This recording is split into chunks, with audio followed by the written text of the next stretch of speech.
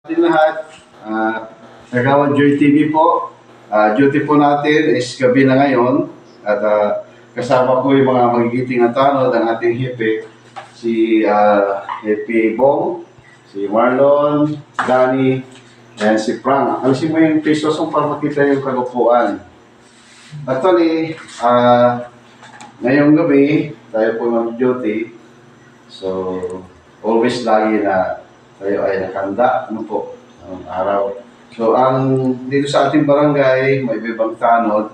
So, every night, may 4, 3. So, doon sa grupo nila, may driver, ano po. Mapalad sa inyo, kasi dalawa yung driver sa inyo. Mayroon yung isa lang yung driver para taga ng patrol po natin. So, kagandaan nito, sa gabi, tayo ay naka-uniform. Actually, may uniform din ako at nag-jacket na rin kasi malamig sa daan. Wala po natin na malamig ngayon. So, mamaya, hindi po parehas yung pag-patrol natin, yung pag-ronda natin sa Pangasinan and then Inter-Tarisilan. So, tayo po ay nagagalak at patuloy po ang servisyo natin sa barangay. So, may mga logbook po tayo at ilalagay po natin yung pagpasok natin at saka pag-out. So, bukas, mga alas 5 na po, ilalagay po natin ang ating mga pagpasok dito at may signature. So, sino may dalang pa dito? Flashlight? May flashlight kayo? Nandun sa labas. Ilan yung flashlight doon? Isa lang. Tapos yung mga patuta. Patira. Kapatid ba ito tayo? So, actually yung gano'n. At maganda rin kung may flashlight kayo lahat. So, sa ngayon, dahil wala tayong pambili ng flashlight, lighter mo. Lighter mo na ako. May lighter ka na kayo, Bong? Ayan, lighter. Ayan, gawa niya, di ba? Ayan.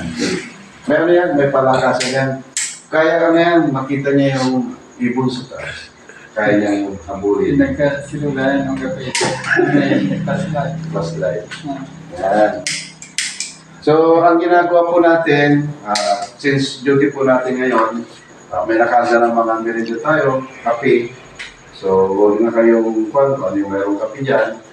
Pwedeng barako, ang gala natin, o kape na mapait talaga para hindi makatulog si Kuya Frank. Pero actually, tayo po ay may mga rotation tayo, may matutulog na dalawa. May dalawa na gising hanggang umaga ano po, para pag-gising natin o pag-pasok natin sa trabaho natin, dahil ibang trabaho natin, maliban sa pagiging public servant, tanod, o kagawad naman, or any position na mayroon tayo. So, dating ginagawa po natin, at umpisan po natin sa panalangin. Dahil hingin po natin ang presensya ng ating Panginoon. So, alisin po natin yung sumbero natin sa Marlon. Tayo mananalangin. Ikaw ba maglilid ng prayer ngayon? Di ba rotation tayo? Marlon. So, ikaw po ang maglilid ng prayer natin ngayon. Ano po? Okay lang po ba? Okay, sige. Tititanin na. Rotation, di ba nakalat ako? Tapos ikaw ngayon. Pray mo, Brother Marlon. So ako na daw kasi si Marlon mag-prepare pa. So next na tayo magsama-sama, ikaw mananalangin ano po?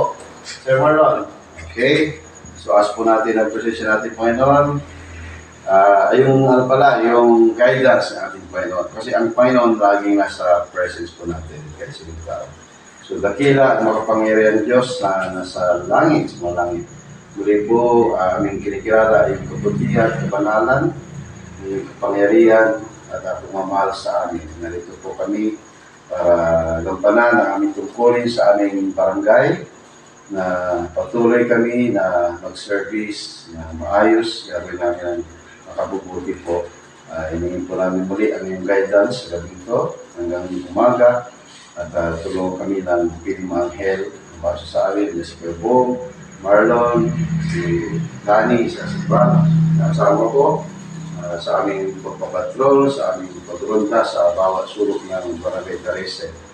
At patawad din sa ipagkukulang at pagkasala na kami po ay hindi namin alam kung saan kami nagkukulang at alam mo po ang mga puso at isipan. Inisa mo kami, Panginoon, para kami handa tumanggap sa mga pagpapala na yun ilan sa amin.